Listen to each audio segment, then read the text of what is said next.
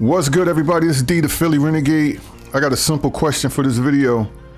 Does EA Sports, does Madden need to introduce a second online head-to-head gameplay mode?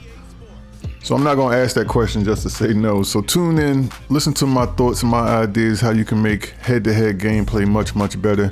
It's gotten so cheesy over the last couple of years, guys. We can make it better.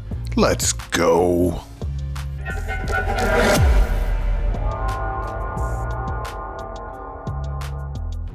So at the time of recording this video, I still consider myself a strictly head-to-head player.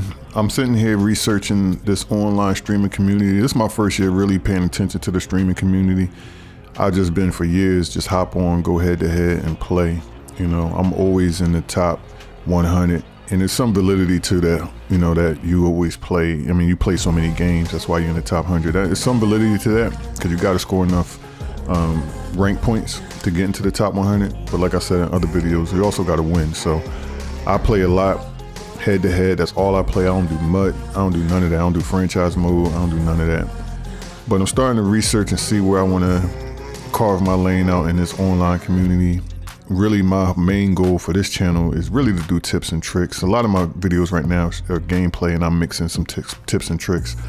I will get to just strictly, you know, practice mode, showing you some tips and tricks. But my goal when I started this channel was, because I play so many games, I usually come across all types of scenarios, and I can use real gameplay to show y'all.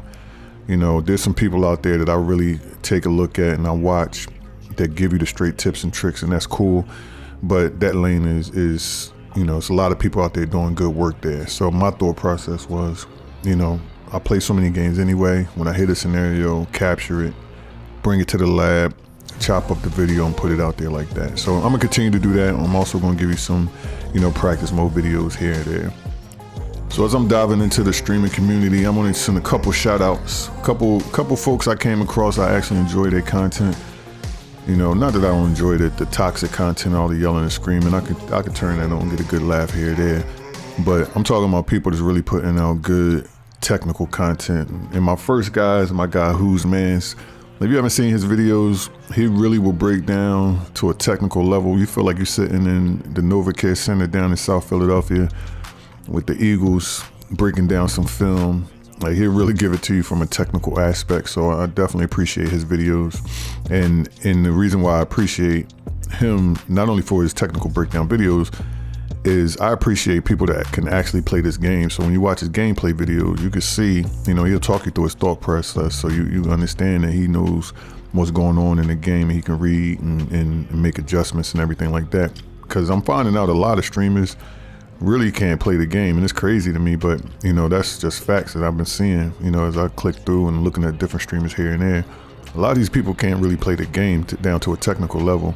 You know, they can spam, you know, run play, spam certain pass plays, but when you put them in situations where they playing somebody that really know what they're doing, like I see people struggling.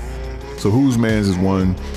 This other kid, like he's kind of in that toxic community, you know, he always cursing. I just mute the boy for real, watch his videos. But his name is YouTubeDeeJayy, and I shout him out because he reached out to me, and I give him credit for actually opening my eyes to this streaming community. I mean, it's been around for years. I've seen, you know, stuff on ESPN, people playing Madden. I never got into it. I just, you know, I breezed right past that stuff until this year. So he had reached out to me on Facebook. I think I was in the top 10 at the time. I think I was around probably 8 or 9. I peaked at 7 this year. I was at 7 for a little bit, but then I stopped playing as much. So right now, at least the last time I booted up, which was 3-4 days ago now, I was 53, I think. And I just keep falling because I'm not playing, you know, as much anymore, but that's all cool. But YouTubeDeeJayy reached out to me for a game. You know, he's doing this series, trying to play everybody in the top 100. You know, and I checked him out. I jumped on YouTube, checked out his videos, and I didn't even respond to the kid, because as soon as I started watching it, you know, he doing all the cursing, you know, calling his opponent all types of names, and I don't do that. So I knew I wasn't gonna give him the content he was looking for, so I didn't even reach back out to him. You know, when I play somebody like that or want to talk trash like that, I just mute him and ball out. so that wasn't gonna do nothing for his channel. So I didn't even reach out to him. But I say all that to say the kid can actually play. I watch his game. He got a nice game to him. The other person I came across that I actually like watching her videos, I think it's YaGirlJas. I'm gonna put all their names down in the comments, but I enjoy her content. She can ball. She's humble. She she wins the majority of the games. Obviously, most of the people, they only gonna put up the games they winning, but she don't mind putting up games she lose. And she got game to her, so she's not running spam plays left, right, same pass plays over and over again. So I respect her content as well. So let's get into this. So being a ranked game player, the last couple of years, it's been pretty bad from a cheese perspective, and I feel like this year it got progressively worse from the beginning of the season to, I say, mid-November, December. It just kept getting worse and worse. I don't know what it is. I got some theories now that I'm digging into the streaming community. I'm feeling like a lot of these dudes, they watching streamers, they watch how these streamers play, and then they jump on online head-to-head and try to mimic that. I feel like that might be part of it, but it's gotten real bad. So my thought process is give us a second rank system. So, right now, I believe online head-to-head is in competitive mode, if I remember right. Give us another system. You can leave it in competitive if you want, but put it in simulation.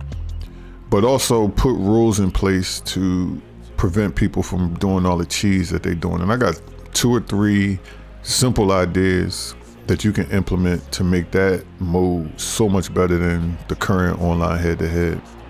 So number 1, bring back the rule where you have to punt on 4th down. Like, that was in the game. I remember it. I don't remember what year it was. If somebody remembers, put it in the comments. There was a year, at least one year, maybe multiple years, where you had to punt the ball on 4th down. So, I don't remember what the rules were, but some of my thoughts would be, pretty much first half you got punt. Now you get inside the 40, the actual real football game has changed. There's a lot of, coaches who go for it now. But say in the first half, if you're inside the 40, you want to go for it, allow that. Maybe when you get into the second half, if you're in the 3rd quarter and you're down by 14 or more, 21 or more, I would do in the 3rd quarter, you can go for it. In the 4th quarter, if you're down by 14 or more with, say, more than, 3.5 minutes left to go in the game, you got to punt it. And then once you get under 3 minutes, you could just go for it on 4th down, something like that. I mean, you can sit here and gather requirements for that mode all you want and, come up with something pretty decent. But that's just off the top what I would do to put that rule package back in place and make the game so much better. So I put forced punting at number 1 because that's the easiest, and it was in the game before. You probably wouldn't get a whole lot of objections. And I just want to be clear, I'm not saying take away the current mode. What I'm saying is add a second mode. So people that go into the second mode, those are people that really want to play the game the right way. I jump on sometimes. Sometimes I jump on, I only plan on playing one game. And I jump on, and within the first 30 seconds of the game, I see I got somebody spamming a stretch play left, right. And I'm just like, I wanted to get on and have me a nice little competitive game, get off and go about my day, and it just makes the game bad, So anyway, so number 2, second thing I would do, this one would be new. This has never been in the game to my memory, but I would limit the ability to spam plays. So it's a couple different rules that I thought of that you can put into place. So one, a simple one would be you can't call the same play, back to back. But, there are some situations where you might want to call a play back to back. You're on the goal line, you quarterback sneak it on 1st down from the 1, you don't get in. You might want to go right back to a quarterback sneak. So I wouldn't necessarily put that in, but what I would do is put something in where you can't run the same play on any single drive more than 3 times. And to be honest with you, I think 3 is a lot. If you're running the same play more than 3 times, you're getting into the spam mode for me.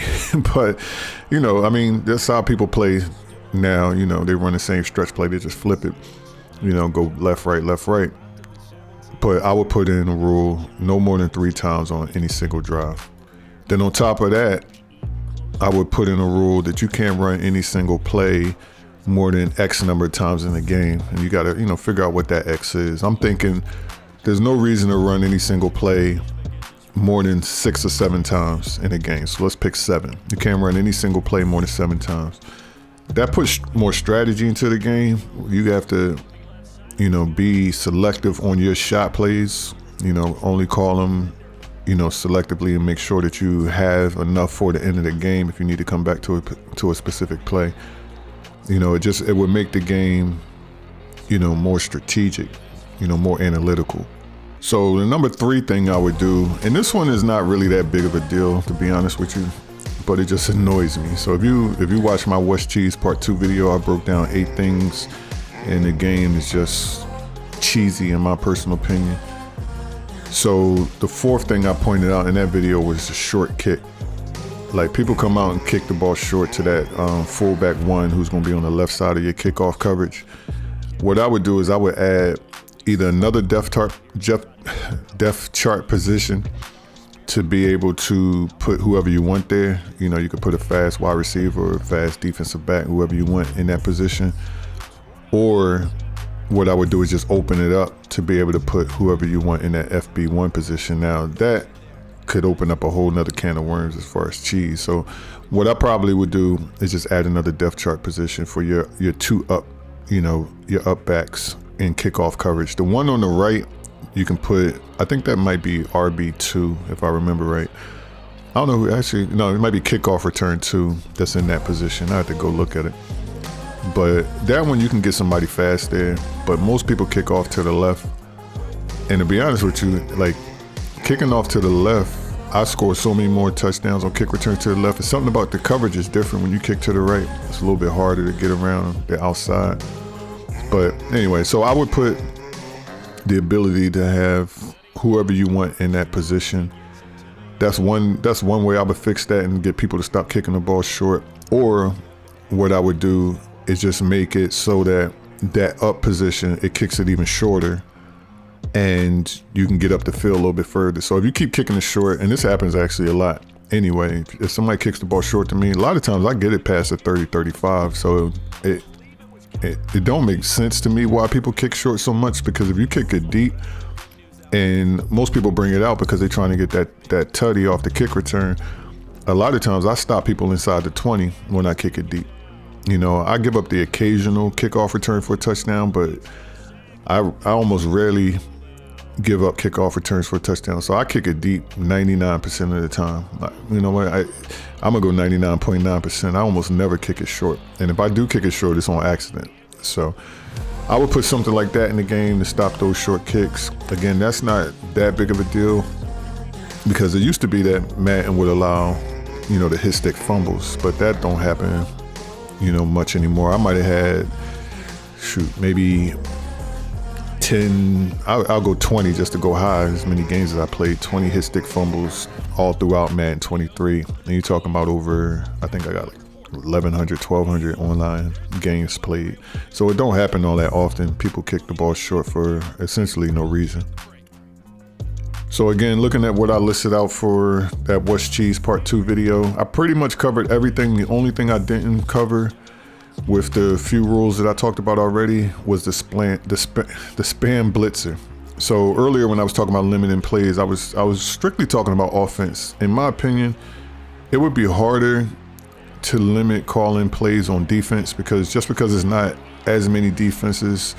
So, you know, when you talk about unique plays on defense, you know, I do run the most unique plays on defense if you looked at that stat, but I do feel like I call the same defenses over and over again. So for instance, if you go 5 wide, I'm pretty much coming out most likely in a quarter man defense, as 1 quarter man defense, or I'm coming out in a specific quarter zone. So it really depends on what you're calling is how I'm coming out on defense. So I wouldn't really want to necessarily limit, you know, your ability to call a defense over and over again.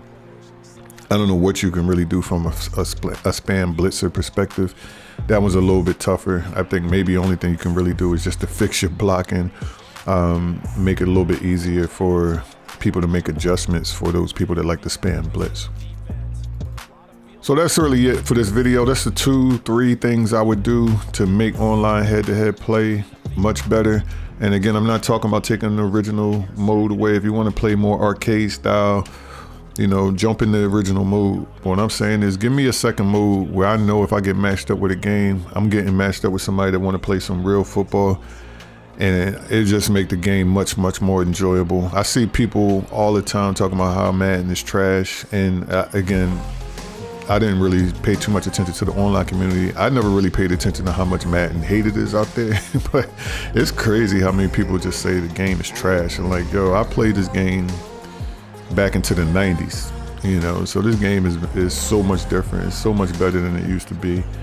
You know, just the amount of technology that they put into this game nowadays is just night and day from what it used to be. So I don't complain about the game being trash. You know, people complain about, you know, if something glitch out. Like, there's not a video game on this planet that you can't go in and find some type of little glitch with a graphic every now and then. So it ain't, you know, people just like to complain. But I think that the majority of people that's complaining about the game being trash are people that's getting spam blitzed and they don't know what to do. You know what I mean? So you fix some of these things and make your head-to-head, you know, more competitive, more realistic. I think your rating as far as the community will skyrocket as far as people feeling though the game is actually a good game. So anyway, jump down in them comments. Give me your thoughts. What would you do to make online head-to-head a better experience? I gave you my handful. I know I'm probably think of 3 or 4 more things after I render and publish this video. Maybe I'll come back with a part 2 to this, but I'm curious to see what would you think? Would you play a new head-to-head, you know, mode, or would you stick to the original mode? Jump down in them comments. Let me know your thoughts. It's Philly Renegade. Like, subscribe, turn on those notifications. I'm coming back with more gameplay soon. Let's go.